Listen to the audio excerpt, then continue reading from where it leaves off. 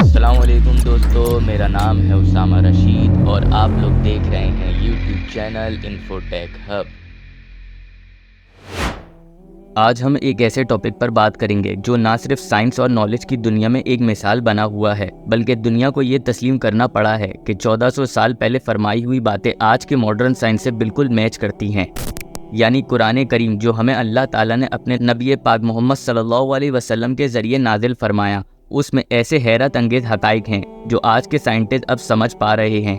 اللہ تعالیٰ نے اپنے کلام کے ذریعے ہمیں ان اسرار کا پتہ دیا جو انسانوں کے لیے پہلے پوشیدہ تھے۔ آج ہم انہی قرآنی آیتوں کا ذکر کریں گے جو سائنس کے اب تک کی تھیوریز اور ڈسکوریز کے بالکل مطابق ہیں۔ قرآن میں اللہ تعالیٰ نے سورہ انبیاء میں فرمایا، کیا وہ لوگ جنہوں نے کفر کیا کبھی اس بات کو سمجھے کہ آسمان اور زمین دونوں بند تھے، پھر ہم نے ان کو کھول دیا اور ہم نے ہر چیز کو پانی سے زندہ کیا۔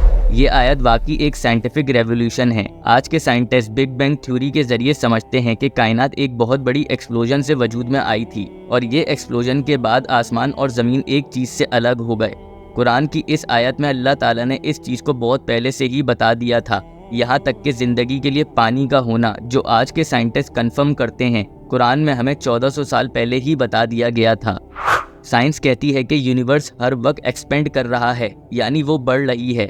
یہ تھیوری سب سے پہلے ایڈون ہبل نے 1929 میں دی تھی، جب انہوں نے یہ آبزرو کیا کہ دور دراز گیلیکسیز ہم سے اور دور ہو رہی ہیں، جو اس بات کا ثبوت ہے کہ یونیورس ایکسپینڈ کر رہا ہے۔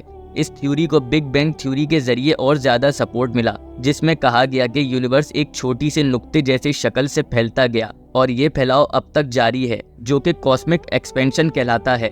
قرآن میں اللہ نے سورہ الذاریات میں فرمایا، اور ہم ہی ہیں جو آسمان کو ہر وقت پھیلا رہے ہیں۔ یہ آیت اس بات کی دلیل ہے کہ قرآن کے مطابق کائنات کو اللہ نے نہ صرف بنایا بلکہ وہ ہر وقت اس میں وسعت پیدا کر رہا ہے۔ ماڈرن کاسمولوجی اب اس بات کو تسلیم کر چکی ہے کہ یونیورس ایکسپینڈ کر رہا ہے، لیکن یہ حقیقت قرآن میں پہلے سے ہی موجود تھی۔ قرآن میں اللہ تعالیٰ نے پہاڑوں کو ایک اسٹیبلائزر کے طور پہ درج کیا ہے۔ سورہ النبا میں فرمایا، کیا ہم نے زمین کو فرش اور پہاڑوں کو میخیں نہیں بنایا؟ یہ قرآن کا اظہار ہے کہ پہاڑوں کا زمین کے لیے ایک کیل کی طرح ہونا ہے، جسے ہم جیولوجیکل سائنس میں ٹیکٹونک پلیٹس کی تھیوری کے ذریعے سمجھ پاتے ہیں۔ ماڈرن سائنس نے 19 سینچری میں ڈسکور کیا کہ پہاڑ زمین کو مضبوط کرتے ہیں اور ٹیکٹونک پلیٹس کی موومنٹ کو کنٹرول کرتے ہیں۔ جب دو پلیٹ آپس میں ٹکراتی ہیں تو پہاڑ ان کے درمیان ایک مضبوط کیل کی طرح کام کرتے ہیں جو زمین کو ہلنے سے روکنے میں مدد دیتے ہیں۔ پہاڑوں کا وجود زمین کو قوت اور اسٹیبلٹی دیتا ہے، اور یہی بات قرآن نے 1400 سال پہلے ہی کلیریفائی کر دی تھی۔ پانی کے نیچے کی دنیا کے بارے میں قرآن سورہ النور میں فرماتا ہے کہ یا پھر وہ اندھیرا سمندر کی گہرائیوں میں ہے جہاں لہر ایک دوسرے لہر کے اوپر چڑھتی ہے، پھر اوپر سے بادل ہے، اندھیرا ایک کے اوپر ایک، جب وہ اپنا ہاتھ نکالے تو اسے دیکھے بھی نہیں۔ یہ آیت دراصل انڈر واٹر کرنٹس اور لیئر کے ذریعے ڈیپ اوشن میں پائے جانے والے اندھیروں کا ذکر کر رہی ہے۔ ماڈرن سائنس کہتی ہے کہ سمندر کی گہرائیوں میں پانی اتنے گھنے اندھیروں میں چھپا ہوتا ہے کہ وہاں روشنی نہیں جا سکتی۔ 20ویں صدی میں سائنٹسٹ نے سبمرینز اور ایڈوانس ٹیکنالوجی کے ذریعے یہ بات ڈسکور کری کہ سمندر کے 200 میٹر سے نیچے والے حصوں میں سن لائٹ نہیں جا سکتی اور وہاں کا پانی ایکسٹریم ڈارکنیس میں ہوتا ہے۔ یہ اندھیرا سمندر کے اندر ڈیفرنٹ لیئرز اور کرنٹ کی وجہ سے ہوتا ہے، جو بالکل وہی تصور ہے جو قرآن میں سب سے پہلے فرما دیا گیا تھا۔ قرآن نے اس حقیقت کا ذکر 1400 سال پہلے کیا جب کوئی بھی انسان اس انڈر واٹر ڈارکنیس اور لیئرز کے بارے میں نہیں جانتا تھا، لیکن آج سائنس نے اس کو تصدیق کر دیا ہے۔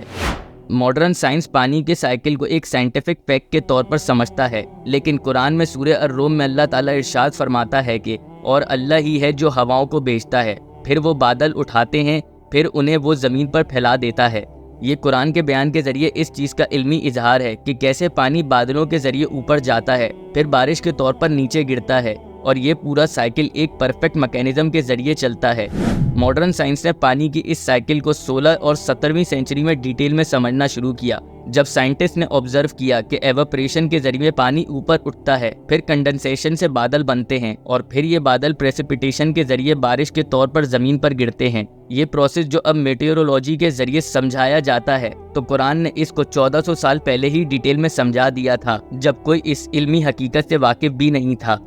یہ تو ہم نے قرآن سے وہ باتیں پیش کریں جو بہت عام ہیں اور آج کے دور میں سب سے زیادہ پڑھائی جاتی ہیں یا سننے میں آتی ہیں، اس کے علاوہ کئی اور باتیں بھی ہیں جو سائنٹسٹ ماننے پر مجبور ہو گئے ہیں، جیسے زمین کے جیوسپیریکل شیپ میں ہونا، ایک بچے کا ماں کی پیٹ میں پلنا وغیرہ۔ لیکن سوال یہ اٹھتا ہے کہ یہ کتاب میں سب کچھ لکھا کس نے؟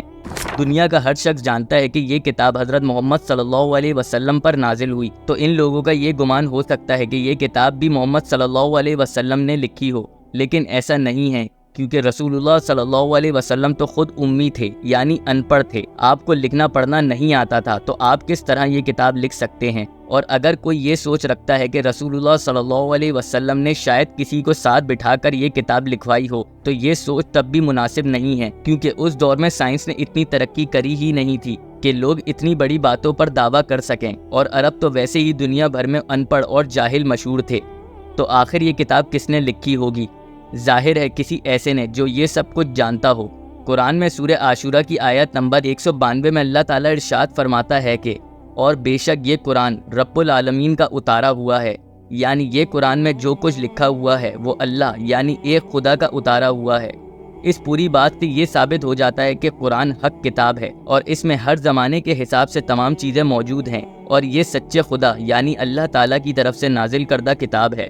اگر آپ لوگوں کو ہماری یہ ویڈیو پسند آئی ہو تو لازمی ہمارے چینل کو سبسکرائب کر دیں۔ ابھی کے لیے ہمیں دیں اجازت، اپنا بہت سارا خیال رکھیے گا، اللہ حافظ۔